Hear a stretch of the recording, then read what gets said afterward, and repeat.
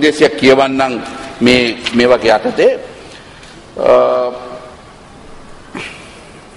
Chinese government, China Merchants Holding International was selected 2.5 years ago to bid for 475 million. Now it is 500. Now gone up to 600 million.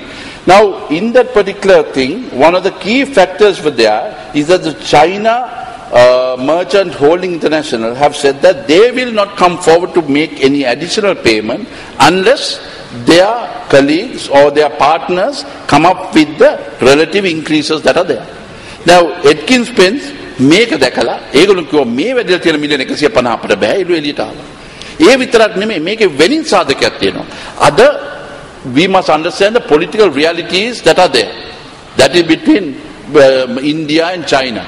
I guess our friend Sajin Vas can listen to this, and Mr. Vajra Abeyewardena, who is the de facto minister who is running, can listen to this. Today, the Indian factor, the geopolitical factor, that Chinese invasion that is there, will also determine why this particular port is basically happening. Today, you have Hambantota port that is Chinese control. You are having the south port that is going to be developed in Colombo, now with Atkins Spence coming out with the 30%, 55% in the Chinese control. You have 15% ports authority. I am sure the Chinese will go up the next of that. And then you have the Colombo south port, first private terminal going to the Chinese hand. Now you are looking at the Indian investment, Indian exports that are coming out of the Indian port. Why not? You, even though you don't, your secretary finance has mentioned that the debt should be converted to equity and the Chinese should be given the opportunity to take equity control. Now that is already on record, which has, so I am going on your incompetent government. I am going on your incompetent government position holders that are basically giving statements that are there, taken attraction by the Indians that are there. So if we are an Indian investor, Indian will look at what is the Chinese involvement, the Chinese love that is there in Colombo. You are getting Indian exports going through Sri Lanka using Chinese port. You think they will allow that to go on? So I guess this is one of the reasons we are asking. I don't know Sajin Vas Gunawardena. I am only I am there as an opposition member pushing more exports out of Sri Lanka than some of your ministers in your government. So as a result, I am quite aware of the problems that you are faced with. When we mentioned this 2 years ago, you all paid scant respect. Today, you have Hari Jawardena walking out of the investment. He is no mean businessman. He knows what is there. We are only surmising whether there is pressure that is coming from India. We are wondering whether there is a 150 million increase. Was there perpetuated by the Ports Authority to kick out Atkins Spence and bring Chinese investment? Now, if that is the case, you have Mr. Krishna coming in. Didn't they behind doors ask what is the Chinese love that is going on? Mr. Rishad Badudin, who was there as the Minister of Trade, who is doing, I must say, a very honourable service. I appreciate going to places. Order place, there are point of order, Honourable Sachin Vas. Point of order? Deputy, no, I'm raising a question. I'm raising a point of order.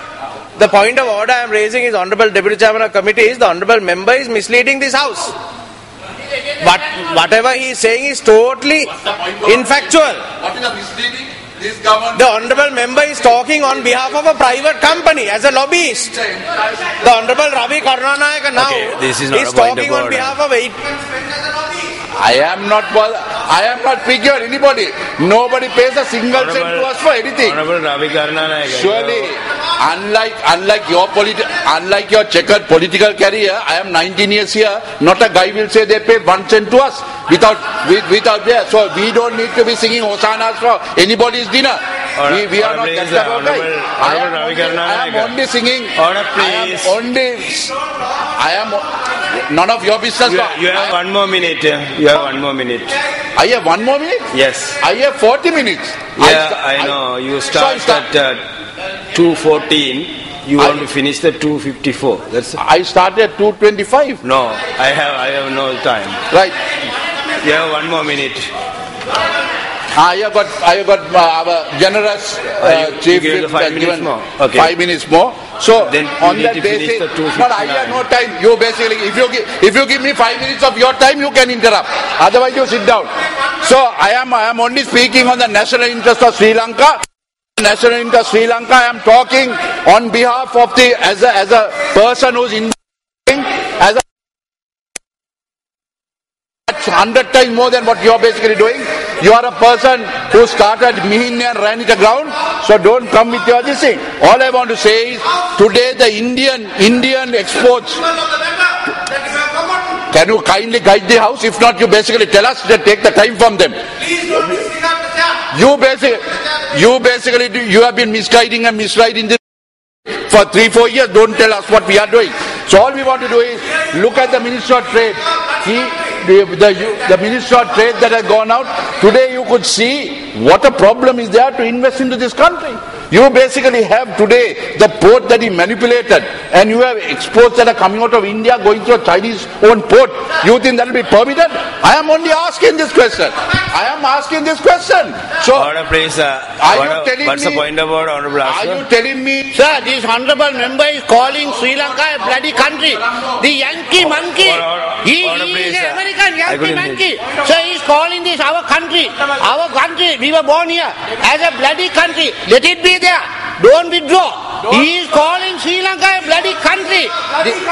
Yes, and this is the man who insulted the military. Sir, he is holding a bill for a private company. Anything against the standing order that is expunged. Okay, Honorable Asher, sit down, please. You carry on. I have not said anything like that. These are guys that are saying. I am only saying. Can you guide this house? If not, you please tell us that we will basically do it. I am telling you, this motherland of ours is been ruined by this government. Today, the Lalit Tathuratmundri developed the port, the exporters that were developed by J.R. Javadana, today is being taken to a different level.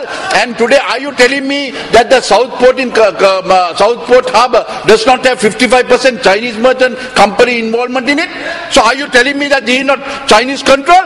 What are you telling? What are you basically? You are telling me that it is not 55% is in the hands of Chinese. When you have 15% Ports Authority and 30% Atkins Pen, when Atkins Pens have backed out, now so let the answers be given by them. I am not interested anyway. So we must basically look at embracing India.